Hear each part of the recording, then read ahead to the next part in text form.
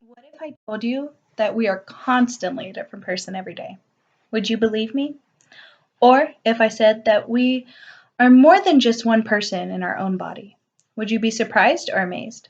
Every day has something new to influence us with, to constantly modify ourselves to the point where we have different identities based on our surroundings and who we're with.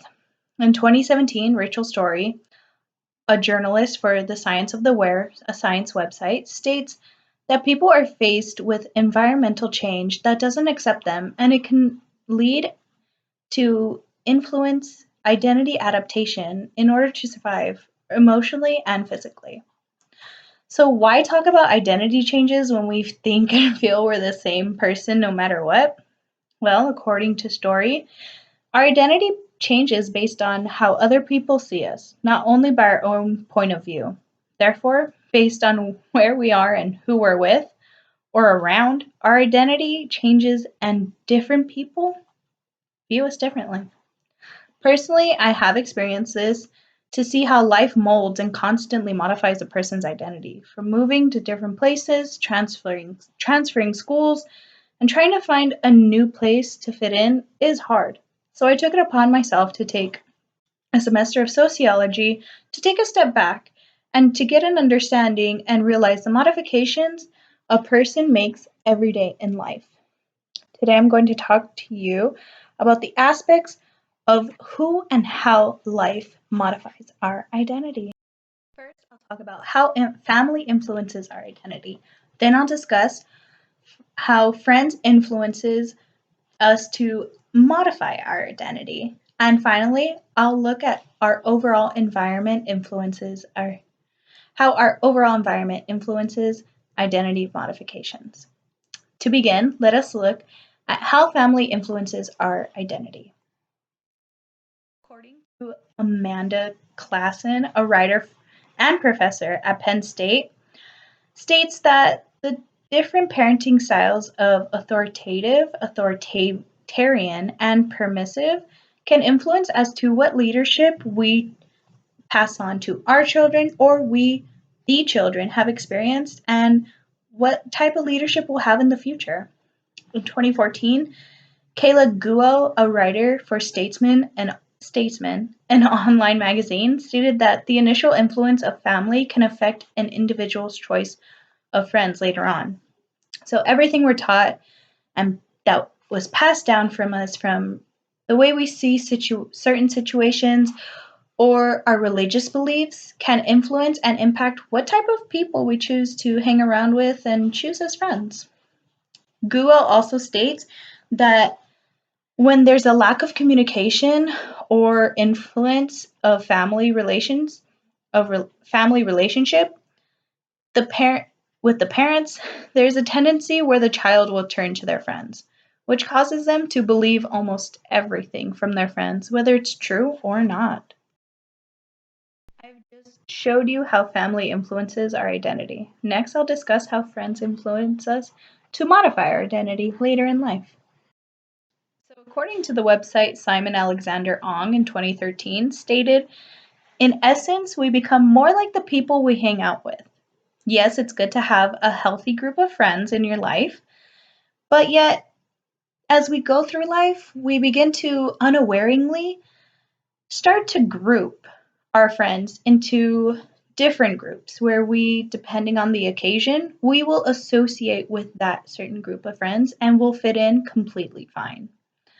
Within the same article, there's a quote from John Ron that states, you are the average of the 5 people you spend the most time with. So you are a good mix and you're able to fit in with either 5 of those people and their group of friends or just those 5 people. In 2016, Leslie Baker Phelps, a writer for WebMD, stated that when friends share music, see each other's clothing decisions, or even decorating, their tastes can rub off on each other. This influence may be trivial, but it might have a more significant impact. People who spend time with friends that gossip a lot, understandably, it influences them to have less trust in others, which can be very untrustworthy. I've just explained how friends influence us to modify our identities. Finally, I'll discuss how our overall environment influences identity modifications. In 2020, Kendra Cherry, a writer for Very Well Mind, a psychology magazine website, states that during the younger years of life, people are still exploring different roles and identities. As people age, they begin to have a stronger loyalty to an identity they have forged all on their own. So basically, as we get older and go through life, we don't really understand what people say, especially our adults who say, "Oh, you're so finicky, you're so fecal, you're young, you'll know who your friends are once you go through it." And we don't really know what they mean until we actually go through life and experience what type of friends we have. And not just friends, it could be music taste, book taste, even though I'm pretty sure not a lot of people nowadays read books, but it was worth a shot. Anything we like differs from other people. Yet, if we really like that person or we're friends or we know that person and we look up to that person, their likes can influence us to like what they like. Surprisingly, according to John J. Brewer, a writer for Harvard Business Review, states that the psychological fact is each of us, realize it or not, has a self-image. This is referred to as the management development. One reason this self-concept is crucial is that it has a great deal to do with manager development, which being a growing person and eventually realizing one's self potential. The purpose of such development is to help individual management of growth. So continuous change is what life's about. Yet we're not really influenced by anyone. We are influencing our own selves, our biggest critic, ourselves. No one influences us, we influence ourselves. However, in 2019, Mark Larry, a writer for the Great Courses Daily, a psychology website, states that based on genetic data, environment accounts for approximately 50 to 70% of identity. Environment, including parenting, accounts for identity indication as well. So, as we go through various experiences of life and in life, we find a way to mold all these different personalities and identities that we have or went through, so we call phases, and we mold them into one solid being that makes us who we are.